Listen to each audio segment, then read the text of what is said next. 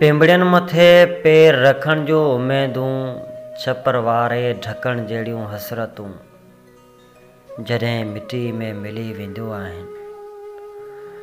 अखियुनि ई अखियुनि में जॾहिं उहे अखियूं ओपरियूं थी वेंदियूं आहिनि, जिन्हनि अखियुनि जे मए जा मुंतज़िर थी उमिरि जो अधु अरसो गुज़ारे छॾिबो आहे।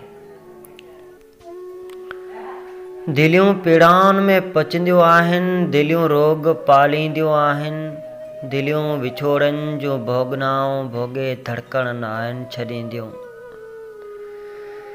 दिलि जुदाई जा सदमा सहंदे बेरुखियुनि जा समूरा बाब बंदि करे लोक अॻियां ख़ुशि रहण जा नाटक कंदी आहे। केॾो न वॾो अलमियो आहे त टुटल दिलनि ऐं हसरतनि जे दफ़न थियण खां पोइ बि बदिलो को मुआशिरो मुरकण ते मजबूर कंदो आहे। जंहिं मन में मातम मौजूदु हुजे उन जे खिल में ख़ुशी जी का बि ख़ुशबू नाहे ईंदी। अलाए छो रूह पाताल में पियल रोग मुरकण नाहे ॾींदो। माण्हू रवायती मुर्क वारी ख़ुशामद खणी ख्वार थी विया आहिनि। दुनिया मुख ते मुर्क ॻोल्हण जा बि जतन करे थी, पर गॾोगॾु पुठी में छुरा बि हणंदी रहे थी। जिन महबूब अखियुनि जे आगर मथे प्यार जे पखियुनि जो उॾामो न थी सघनि, तिन अखियुनि में सिवाइ लुड़कनि जे कुझु बि नाहे रहंदो। सुॾका दॿिजी वेंदा आहिनि, रूह रड़ियूं करे नाहे सघंदो। अखियुनि जा लुड़क बाफ़ बणिजी उॾामी वेंदा आहिनि। रूह सकरात मिसल थी पवंदो आहे। रूह सकरात मिसल माण्हू वांगुरु आसीस ॻोल्हण लाइ भटकंदो रहंदो आहे, पर किथे बि सुकून नाहे मिलंदो।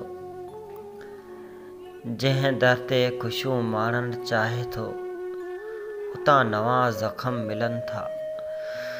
सच त इहो आहे त दुनिया जे कमकार, फ़िकर, रोज़गार, रिश्तनि नातनि जूं कमियूं कोताहियूं, नफ़ा नुक़सान, सूर सदमा सभु विसारे बि छॾिबा आहिनि, पर जेके दिलियूं महबूब नाहिनि माणे सघंदियूं उन्हनि खे उमिरि भर सुख नाहे मिलंदो।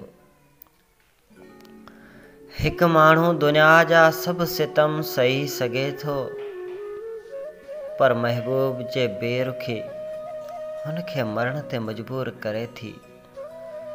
जेको माण्हू कॾहिं त ख़ुदकशी जे वर चढ़ी वञे थो या कंहिं अचानक हादसे में जान विञाए वञे थो, पर हक़ीक़त इहा आहे दोस्तो, उहा मौत जंहिं बि बहाने थिए मूंखे वहशतनाक क़त्ल लॻे थो।